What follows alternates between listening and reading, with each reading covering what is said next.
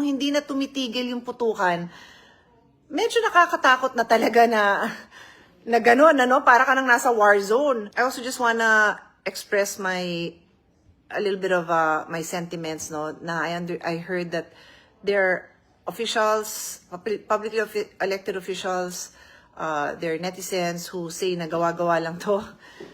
I can tell you na there is no way na gawa-gawa ito. From where I was standing, we were all so scared, we were all so shocked, and I wanted to go on Facebook Live. I have evidence in the sense that when we first heard putukan, and akala pa namin, yun nga, yung paputok lang. And then, I think it was my mom or my brother who messaged sa family group namin na, are you okay? So, to prove to my mom na okay kami, nag-video ako, and I sent it. That's why I have a timestamp. Alam ko kung anong oras yun. I said, hi mom, we're okay. Tapos, binidyo ko pa yung brother ko para malaman ng mami ko na okay yung brother ko. So, may timestamp ako na at that time na merong ng konting putukan, hindi kami naniniwala, or at least ako, na hindi okay. Kasi nga, wala, nag-video pa ako. Then after that, tuloy-tuloy na yung putukan, and apparently, totoo na pala. So, here's my chronological narration to the best of my ability, okay? And now you know that during times like this, of course, you're emotional because it's literally your life at stake. So, ba't kami nandito? Natapos na yung session, and then may caucus kami because we have to discuss the committee chairmanships, because ang gusto ng bagong Senate President is by Monday, ma-announce na yung bagong chairman so that ma-continue na yung work, no? So yun yung isang main topic namin. And then at the same time, in-inform kami ng Secretariat that they have been told by the House that the articles of impeachment will be sent to us. And that is why pinatawag yung Deputy Secretary in charge to brief us na anong mangyayari pag na-receive, ano yung steps na mangyayari. Tapos, at that time,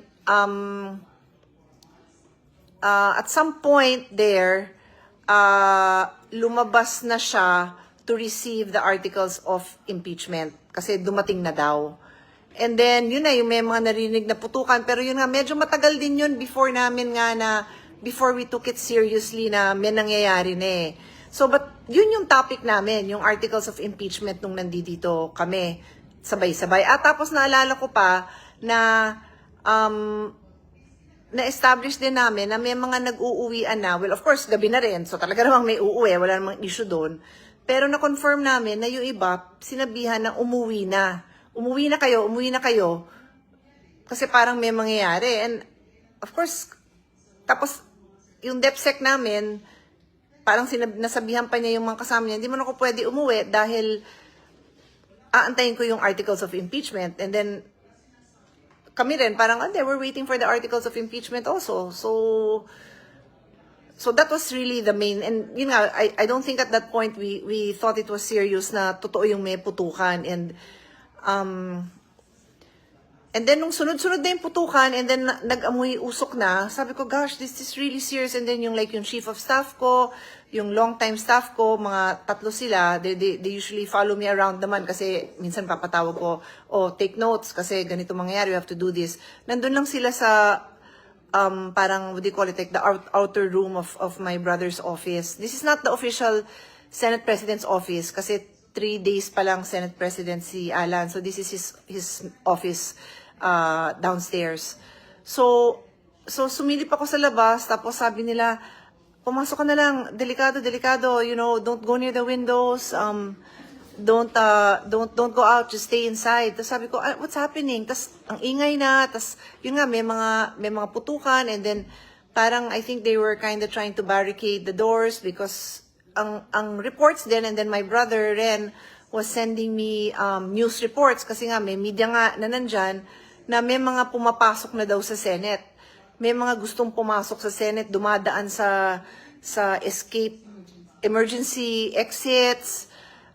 Yun. And then dun sa GSIS side, kasi we are actually renting lang, tenant lang kami ng GSIS. So nakadikit kami dun sa main GSIS building. And so hindi na namin property yon, wala kaming security doon. Pero nung inaano nila, nung sinecheck nila, dun pala nanggaling yung putukan talaga. That's what was later on reported to us. So, I really thought it would just subside kasi kala ko parang nahuli, nagkaputukan. Syempre, it's not good, no? But hindi ako nakakaramdam ng panic or anything. Pero nung hindi na tumitigil yung putukan, medyo nakakatakot na talaga na gano'n, ano? Para ka nang nasa war zone. And then, presence of mind, sabi ko, gosh, I should be reporting this to people so they know what's going on. I mean, every human life is important, but this is the Senate, which is what people look up to when you think of democracy, when you think of freedom of speech, when you think of, laws that are made for the protection of the people. So I'm like, who would dare shoot at the Senate?